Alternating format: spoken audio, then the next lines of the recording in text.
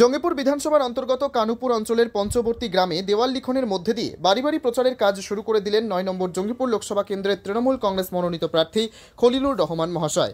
উপস্থিত ছিলেন জঙ্গিপুর সাংগঠনিক জেলা তৃণমূল কংগ্রেসের চেয়ারম্যান তথা বিধায়ক জাকির হোসেন মহাশয়, জঙ্গিপুর পৌরসভার পৌরপিতা মফিজুল ইসলাম মহাশয়, রঘুনাথগঞ্জ ১ নম্বর ব্লক তৃণমূল কংগ্রেসের সভাপতি গৌতম ঘোষ মহাশয়, রঘুনাথগঞ্জ ১ নম্বর পঞ্চায়েত সমিতির সভাপতি মানুয়ারা খাতুন মহাশয়া, কানুপুর পঞ্চায়েত প্রধান সহ স্থানীয় নেতৃত্ব।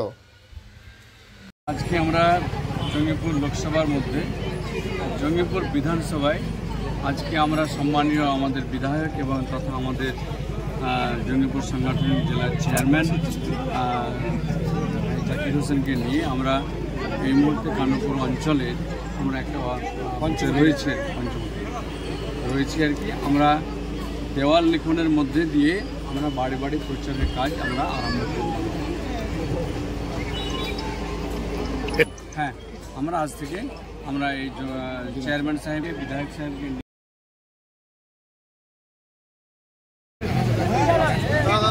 জয়পুর 18 নম্বর বিধানসভায় আজকে জয়পুর 18 নম্বর বিধানসভায় দেওয়াল লিখনের কাজ আমাদের লোকপ্রিয় বিধায়ক সংসদ খলিলুর রহমান এসেছেন এবং আমি এসেছি। আজ থেকে ভোট আমাদের প্রচার শুরু।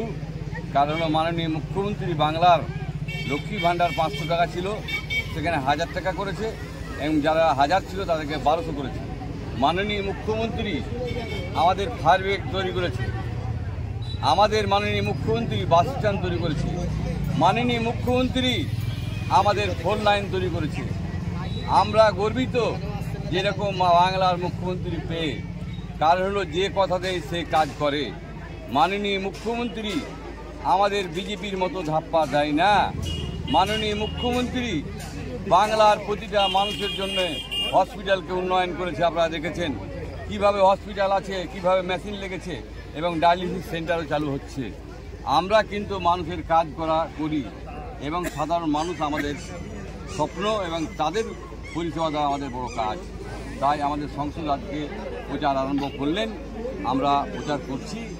আমাদের বিধানসভায় ব্যাপক লিড হবে, কারণ হলো আমরা 12 মাস মানুষের পথে আছি, মানুষের সাথে ছিলাম আর চিরদিন থাকবো। এবং বিজেপির মতন 15 লাখ বলে দিব না, আমরা 2 কোটি চাকরি বলে দিব না, এটা নয়। মাননীয় মুখ্যমন্ত্রী যা বলে সেই কাজ করে, তাই আমরা যা বলি সেই কাজ করি। আমরা কিন্তু মানুষের সাথে মানুষের পাশে আছি। আমরা হিন্দু নয়, মুসলমান নয়, মানব জাতির সেবা করি। মানব জাতির সেবা আগামী দিনেও করেছি এবং আগামী দিনে করব। এবং মানুষ আপনারা দেখতে পাচ্ছেন যে এখানে একটা প্রচার এসেছি, মানুষের ঝড় এসেছে। মানুষ কীভাবে ভালোবাসে আপনারা বুঝতে পারছেন। মাননীয় মুখ্যমন্ত্রী যে বাংলার নেত্রী তাকে যে কত ভালোবাসে এবং আমাদেরকে ভালোবাসে, তাই আমাদের সংসদ এসেছে। সংসদের কথা শুনেন, আমরা চাইব আমরা ব্যাপকভাবে নেব।